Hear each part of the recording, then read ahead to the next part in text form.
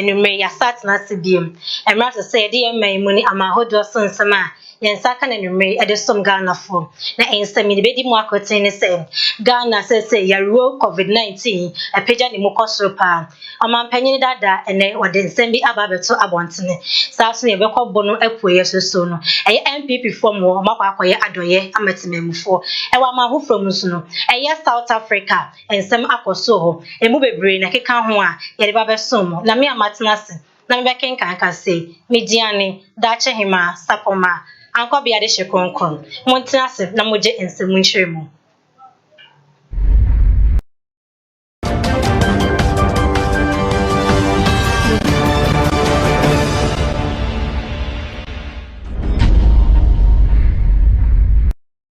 Wajebre na utie fast and remain on so kasebon na ensemi etwa gu betimi download the Fast TV app e was smartphones na benya akonya etie dada dwumadi a ye edinu ase wo adwade bia so ebetimi aboderu amode hian se oba Fast TV aso ye wo bo ase sika kokko kwantempo no so na oba enu bedi duma kama na ebo no so de eda form boko na ensemu nkyeremu ni se enei omaimu ya ro COVID-19 apeja ni mu akwakodu empimienu ene eduoso ennan a nipa bebre na enya bi na yenje bre ne entie se de yare no apeja ni mu akwakodu se edu mantam no mantam mu na mantam bia wo yare dodo na enipa no enya yenhwe mantam dodo a enipa no enya yare ni bi ewo ho. Yaruwo coronavirus a emanu ho so oman China ene nam China ni Europe man ni mu a ekoya bedu abibiman mu a oman Ghana yeso de ho kwoti bi ene yare apeja ni mu a akwakodu empimienu ene aduonu nso ennan nipa dodo asese omanya bi wo man Ghana mu na yare eye mantam no nipa wo ha omosusu anya bi ye de ni echemu enkran mantam a nipa apem a house adukunu ennum ena enya bi eye asante mantam so enipa adukunu enkron ena enya bi epoye mantam enipa aduoson enso na enya bi wo ho ye de ni echemu a mfinfiri mantam so aduonu baako ena omanya bi oti mantam nipa dunkunu ena enya bi wo ho etifedu epoye mantam nipa dunkunu Flower mantam so nipa dunsia na enya bi wo ho yekọ eye etifedo mantam so nipa dumiensa na enya bi wo ho etifedo atoye mantam so nipa du na enya bi na atoye mantam so nipa nkron na yare omo enya bi wo ho omo ano omo so eho ato omo efiri yaruo coronavirus mu na omo ye nipa dodo wo ha aduo wotwe ene wotwe na omo a yare ede omo ato anana mo wonse ede nso no omo ye nipa du nso na yare omo chichemu nipa dodo emema dodo ne ema dodo omonya bi na emema dodo omonya yare nbu eye che ohanumu a eye mu aduosia mienu na enya bi na ema dodo omso nya bi aduasan wotwe na enya yare ni bi na ehwehwemu susu kire se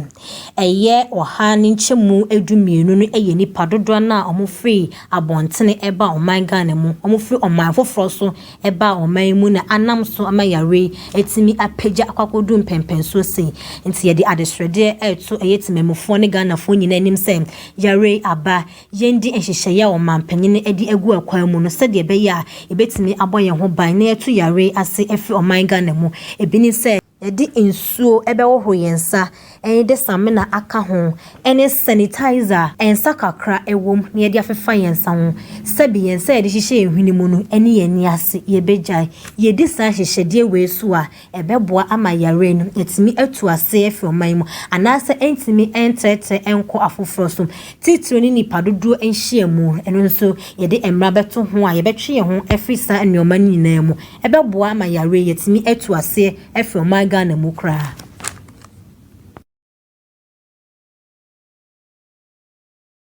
Tradia Bokwame, yes, also be quiet more, na ya rate me to a safe from mem, na said yes, one dear, I don't want to bet me a boy. Near to a send so idea, ni HM, I want man penny that akache, a John Dramani Mahama, or Tresse, Bosume pa, ya ray at his own my Mugana is Sikano, a Yarua baby ejinano, at the ICU are edge a yarishe. Yente some man penny that at it's Ghana for him.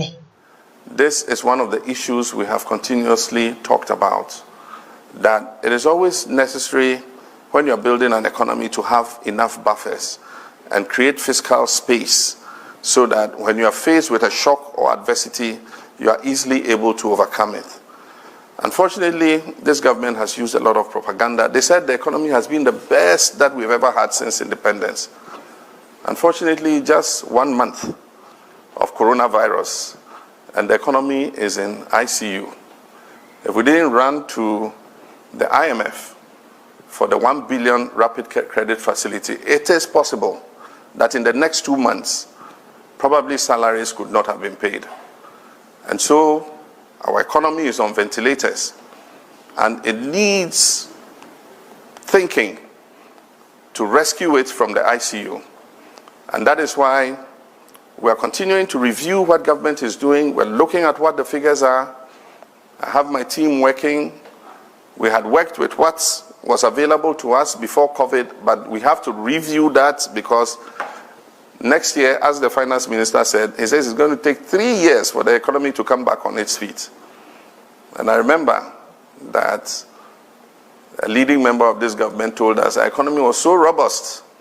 and we had such reserves that for 3 months, if anything happened to us, we will be able to survive.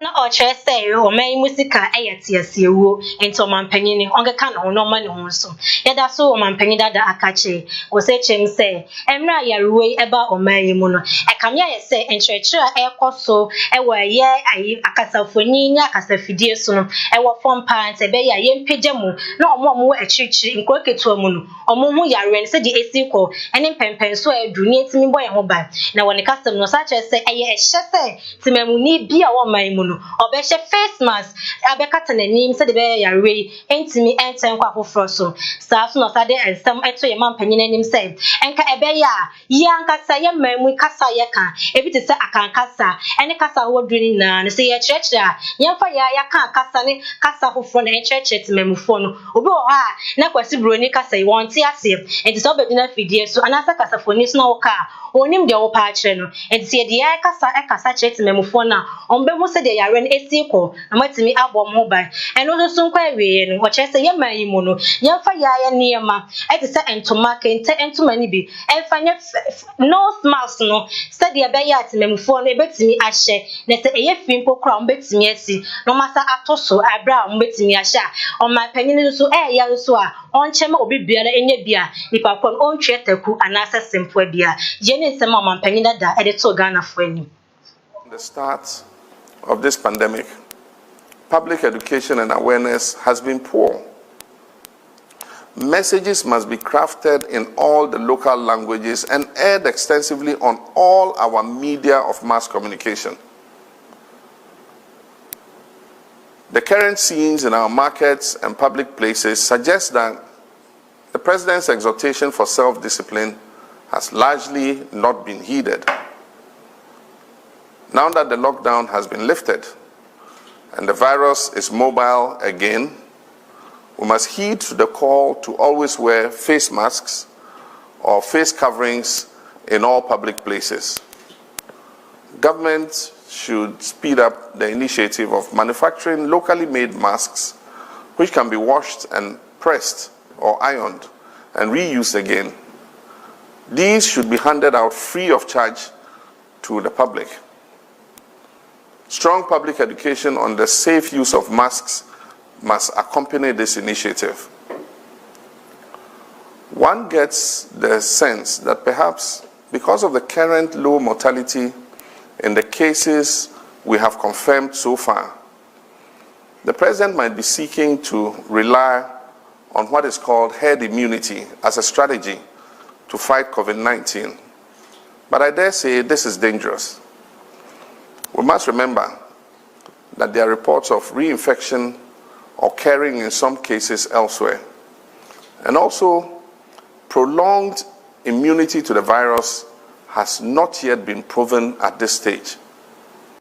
Yeah, to answer no so dear near the HM, a year ora upon and chroma, or swap or share among the bonsems, and a Twitter page, and all the above to a bontin said. And some I number from Mamu and Nama bontin say, if you are my penny Akachi HM send, I am Malam for Mujuma, I work as a for Unisoni, Akasa Fidiasono, yet the Osha Atomosono, Science and Ayabo, Bosremoka, no Crebiara ending. Yet to Akasa Swani, the HM, where Bonum Mantemo, a year MPP, Amanoku Amono. Aye Jensen oho ora Thomas adu apia e de niam akwakoma aye NPP adwumayefo mo so omon chema tememufo ene kromafo nyina se de be ya yaro COVID-19 abe ombetimi e de abo mo ho ban eto yare na si efri kronim kra entimi enti atese ho ye ne ensema ekọ so bono epoye mantemu party from national through the constituency about regional to the constituency I said. Yeah, so as a governing party, Chefa Kakre woman, fighting this COVID-19, so he provided Veronica buckets, sanitizers, sunlight liquid soap, stands to our various constituencies within the Bono East region. Into your 11 constituencies, and then the constituency chairman for you now, a presentation at the amount they call various constituencies. Now institutions almost share now they are supply. Send the German penny a Canada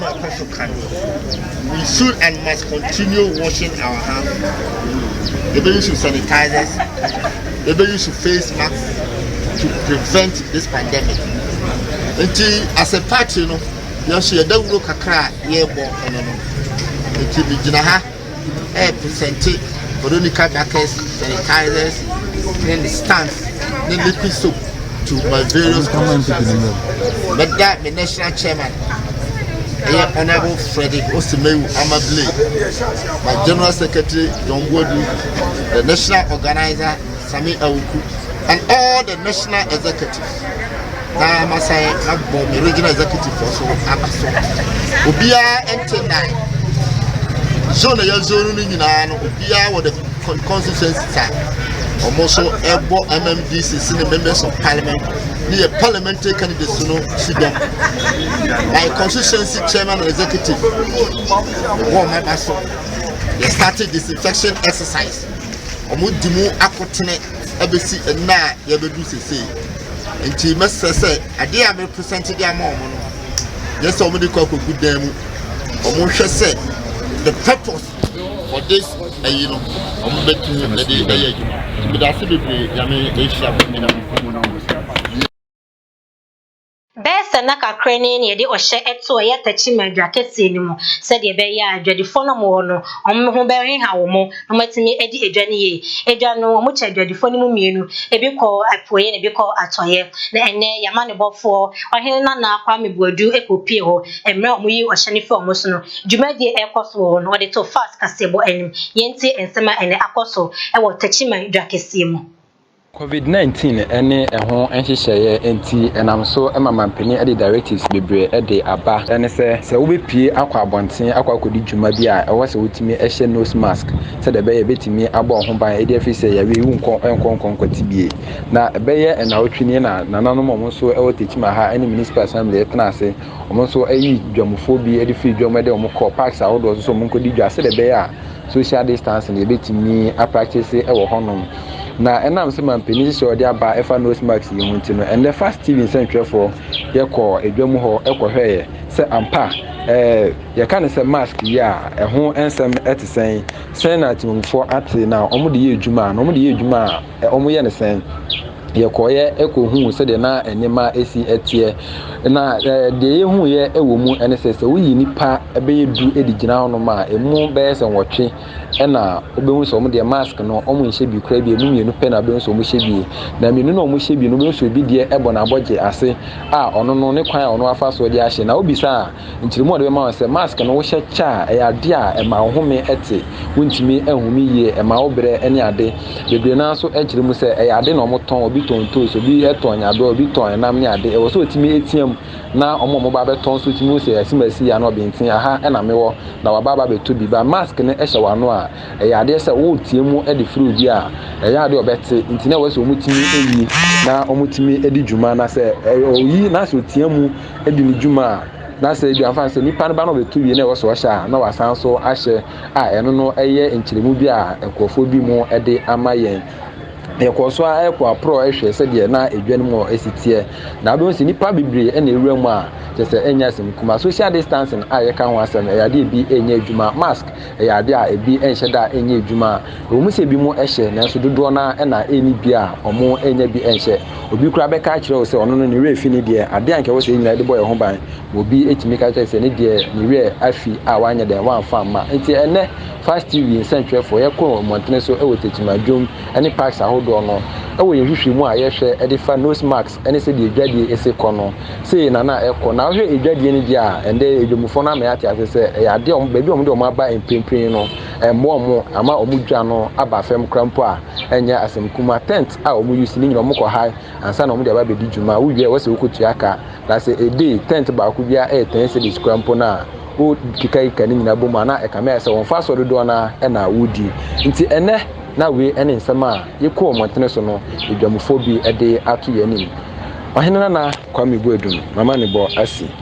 Ugusu a ohwe fast and remain on so kasebo so yeto akase ne so dia ne de ni echemu ewo enkwanta a ewo oti mansini mu no ewo na abofra wanya efihia dunso ewo hene etwe ne su afrikoni mu a wo kyerese wo de ne nsa kaka obi ade a eye musuo ewo koni mu sa wo fa obi ade a yemfa mawo enti ene watwa abofra ne asu afro ene mu na abofra ne papa ya Mr Prosper Amo ede na this ready ekoto wo hene na anim se kebe ya onfa ne ba ne bo ne nkyene ne onko ne mo a nanso ohene kire mu say boni we de ode cha enyeye se de be ya adesuade hu no ama mabunu amo ho ne tim eye se abofra no otwa na su efiri ho ya to akase ne so a ne de ni echemu obi memu se ye de ni echemu wo South Africa ho na abonte so fo na timemufo a omugina ekwan ho esasuade de ko omano no se omuchim se ye lockdown a eba ye no ama adwuma ni mu aye de amomo a de omedi mpo kran ho edin ena omde amade swede akwato omanpani ho se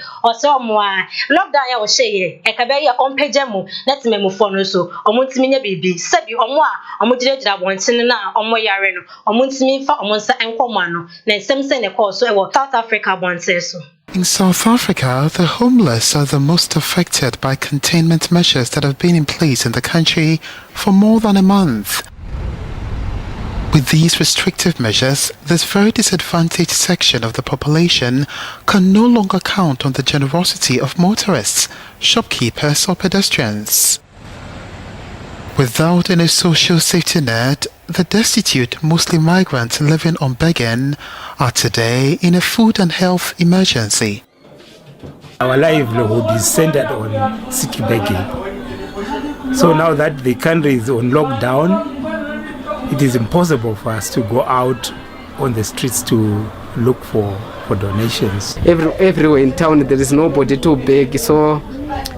things become very tough, everything become tough, so we are living from hand to mouth.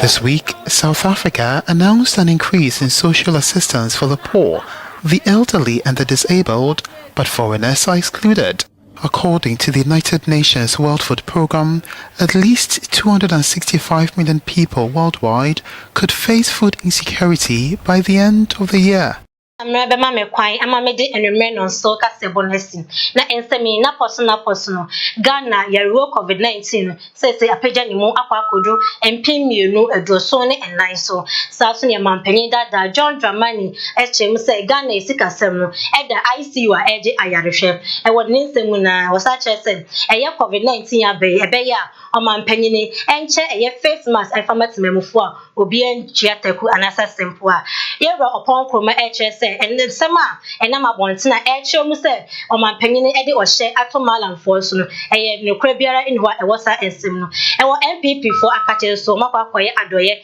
at the maximum for more bono apoye mantim. I was a who from South Africa and with